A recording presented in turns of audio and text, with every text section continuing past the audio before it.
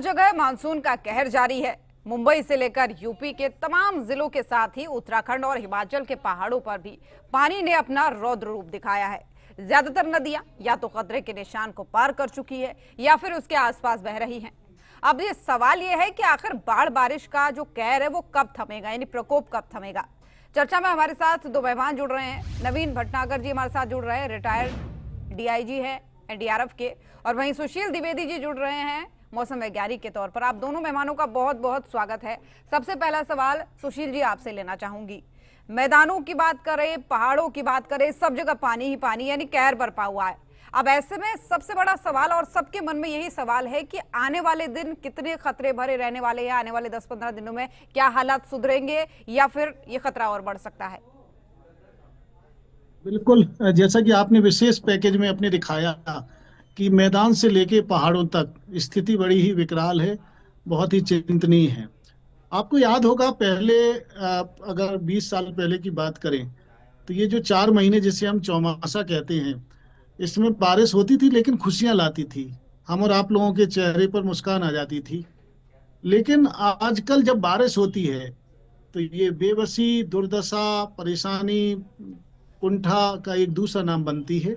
और यही कारण है कि प्रयागराज से लेके कानपुर, उन्नाव, हरिद्वार या दिल्ली या फिर पहाड़ों पे देखा जाए, चाहे हमारे उत्तराखंड के पहाड़ धड़क रहे हों, क्लाउड बस्टिंग हो रही है, या फिर हमारे कश्मीर के पहाड़ों, और तो और हमारे पड़ोसी देश पाकिस्तान में ही हाहाकार मचा हुआ है। तो ये एक वैश्विक समस्या बन गई है आज के दौर में।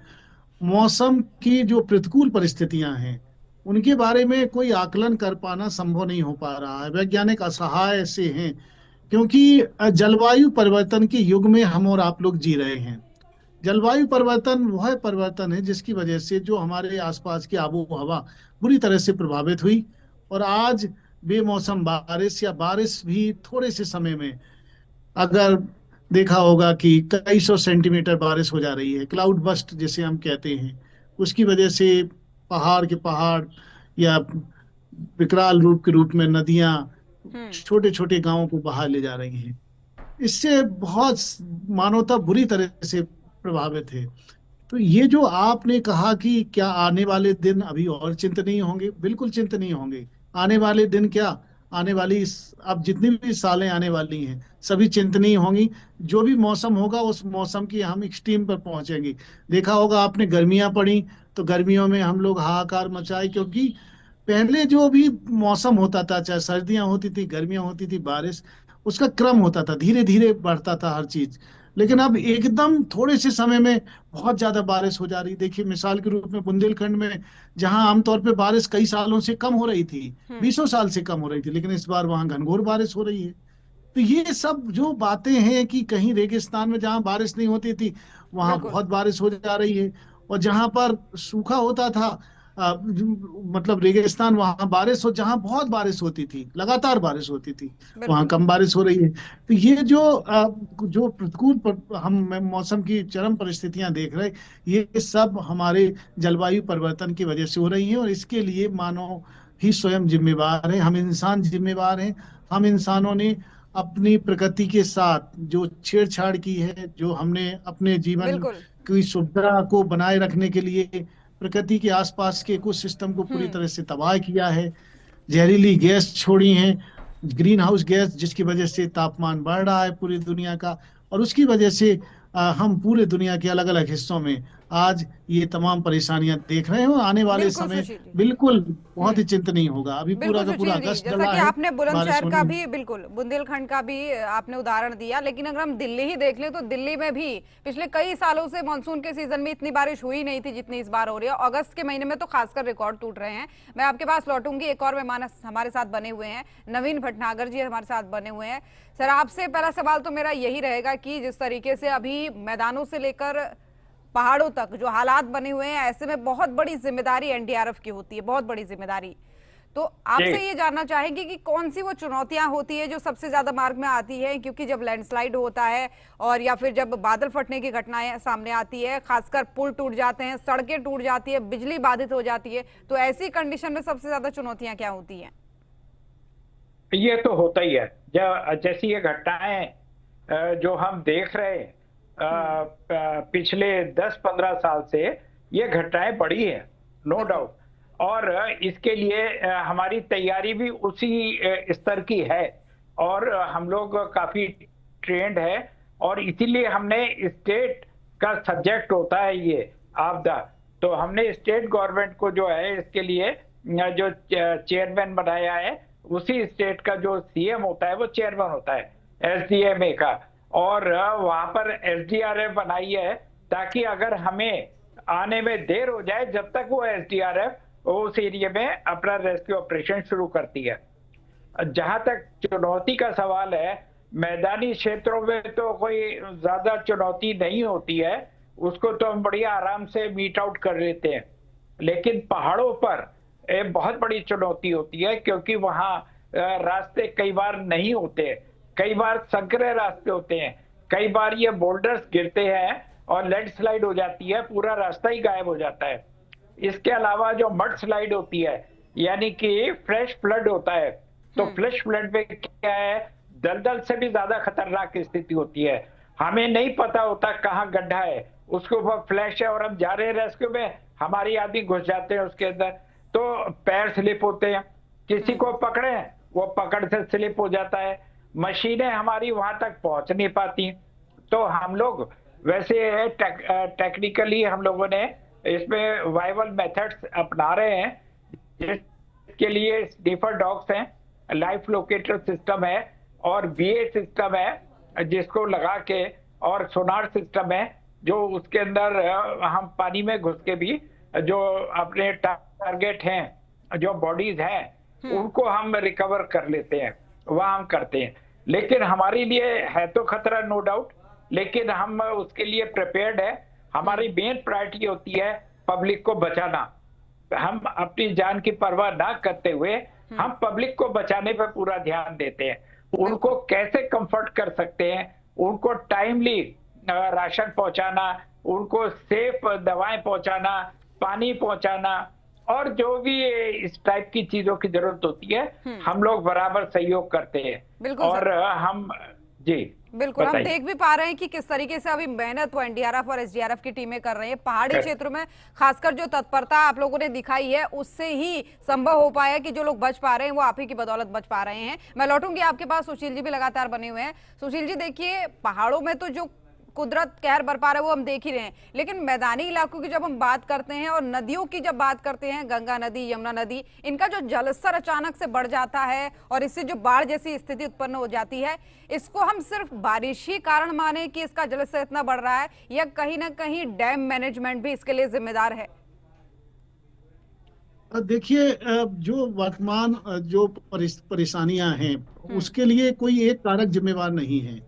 एक तरफ तो नदियों पर एक प्रकार से बोझ बढ़ रहा है, स्ट्रेस है नदियों पर, क्योंकि जैसे जैसे जनसंख्या बढ़ी, पूरे भारत की अगर हम बात करें तो लगभग 145 करोड़ जनसंख्या है, और उत्तरी क्षेत्र की बात करें, मैदानी इलाकों की बात करें, तो लगभग 60 करोड़ के आसपास लोग, अगर हम यहाँ पर नॉर्दर्न इंडिया को ही जोड़ दें, जहाँ की आप चर्चा कर रही हैं, दिल्ली को और उत्तर प्रदेश, मध्य प्रदेश, राजस्थान, इन सब राज्यों को जोड़ दें और बिहार को भी, तो हम देखा जाए कि ये जो करोड़ों की जनसंख्या जो बढ़ी, तो ये कहीं ना कहीं से जाके नदियों के किनारे की तरफ भागी। पहले आमतौर पर लोग नदियों से दूर रहते थे, जिसकी वजह से नदियां का भी जो एक प्रकार का जो क्षेत्र होता था, एक नदी के किनारे का लगभग आधा किलोमीटर 1 किलोमीटर का एरिया रहता था, कि अगर कभी बारिश में आता था और जल स्तर बढ़ता था, तो वो आसपास का एक तो फॉरेस्ट रहता था, फॉरेस्ट कवर, तो वो भी उसको रोकता था कि वो इंसानी बस्तियों की तरफ ना जा पाए। तो एक तो वो फॉरेस्ट कवर खत्म हो गया, क्योंकि लोग नदियों के किनारे की तरफ ज्यादा शिफ्ट हुए अपने अर्बनाइजेशन के अंतर्गत, और अपने घर को बनाने के लिए और अपने तमाम प्रकार के संसाधनों को लेने के लिए। और दूसरी बात जो हम देख रहे हैं, ये जो जलवायु परिवर्तन के कारण थोड़े से समय में एकदम ज्यादा बारिश हो जाती, तो जब ज्यादा बारिश हो जाती है तो एकदम नदियों का जल स्तर बढ़ जाता है, और वो जल स्तर बढ़ा हुआ हम कहीं ना कहीं से इंसानों को प्रभावित कर रहा है। तो ये जो कारक है, दो कारक, और तीसरा जो हम इंसानों की बेहतरी के लिए जो डैम बनाए गए हैं। अब अगर हम इकोलॉजी की दृष्टि से देखें, तो पहाड़ी क्षेत्रों चाहे मैदानी क्षेत्रों, एक लॉबी डैम का विरोध कर रही है कि भाई डैम बनाने से तमाम प्रकार की परेशानियां, जिनमें अर्थक्वेक भी हो सकता है, और इस प्रकार की परेशानियां धरती पर आना स्वाभाविक होती हैं। लेकिन अब चूंकि बढ़ी हुई जनसंख्या के लिए उसका भरण पोषण करना है, तो हमें देखना पड़ता है कि दांव पर क्या लगा हुआ है। दांव पर एक तरफ करोड़ों लोगों की भूख मिटानी है, तो हमें पानी चाहिए फसलें उगाने के लिए। तो डैम बनाए जाते हैं, और ये डैम बना के, अब डैम से जब पानी रोका, लेकिन जब एकदम बारिश हुई, जब जब तो एकदम जल स्तर बढ़ा, तो कहीं ना कहीं से डैम को खोलना पड़ता है। और जैसे ही डैम खोलते हैं तो फिर एकदम फिर से नदियों का जल स्तर बढ़ता है, और कहीं ना हम्म। कहीं से जाके प्रभावित होती हैं। जैसे अभी प्रयागराज का ही उदाहरण लें। हम्म। देखिए, सरकार ने अरबों रुपया खर्च किया, बड़ा भव्य महाकुंभ का आयोजन किया गया, लेकिन इस बारिश में सारी की सारी देखी परेशानियां हमें और आपको देखने को मिली कि हम्म। पूरा प्रयागराज पानी के बीच में एक प्रकार से वेनिस की तरह टापू के रूप में दिखाई दिए, लोगों के घर डूबे हुए, मकान। बिल्कुल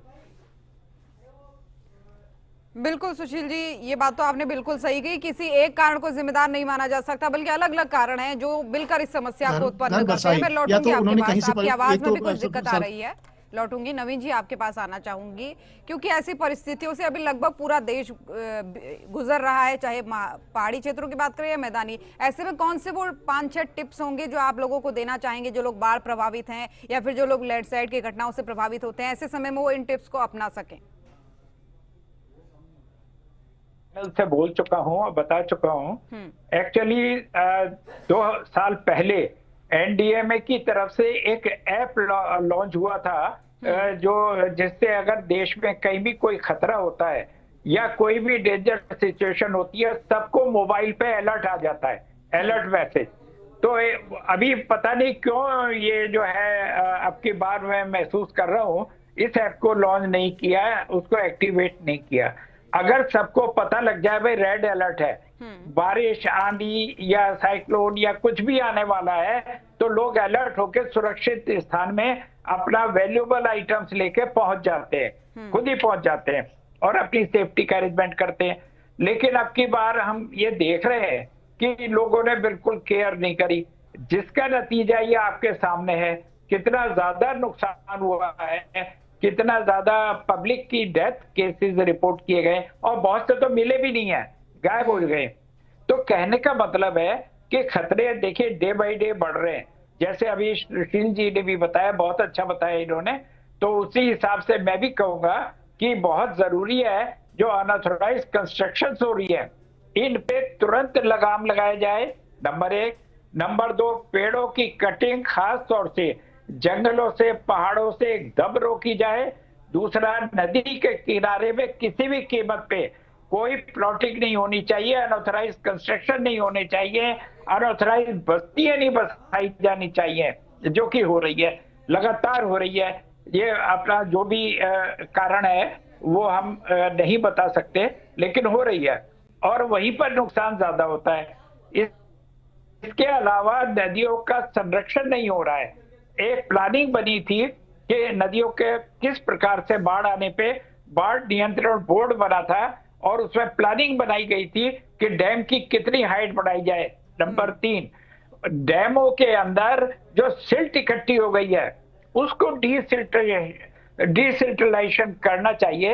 ये इन दी मंथ ऑफ दिसंबर, जनवरी, फरवरी, जितने ये नाले हैं, जितनी नदियां हैं और जितने डैम हैं और जितने पॉन्ड्स है, सेडल डैम्स है, सबका डिसिल्टलाइजेशन कंपलसरी करना चाहिए। क्योंकि देखिए पानी, जैसा आपने भी बताया और सतीश जी ने भी बताया, पानी तो आ रहा है अपने वेग से और बढ़ रहा है, लेकिन वह उसकी कैपेसिटी नहीं है डैम की।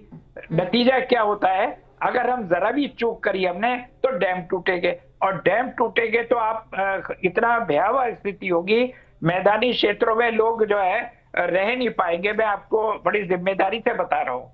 इसलिए मैं जो, अगर मेरा ये प्रोग्राम भारत सरकार के और राज्य सरकार के अगर चीफ सेक्रेटरी या चीफ मिनिस्टर्स देख रहे हैं, तो प्लीज अपना अभी से ही आप लोग अलर्ट हो जाइए, और ये ऐप एक तो लागू कर दीजिए अलर्ट का, दूसरा ये डिसिल्टलाइजेशन का काम एकदम शुरू कर देना। अभी तो नहीं हो पाएगा, जब पानी उतरेगा तब उसके बाद होगा, करना है। इसके अलावा जो ऊंचे स्थानों पे शेल्टर होम्स नहीं है वो और बना दीजिए, क्योंकि कुछ नहीं पता कब क्या हो जाए।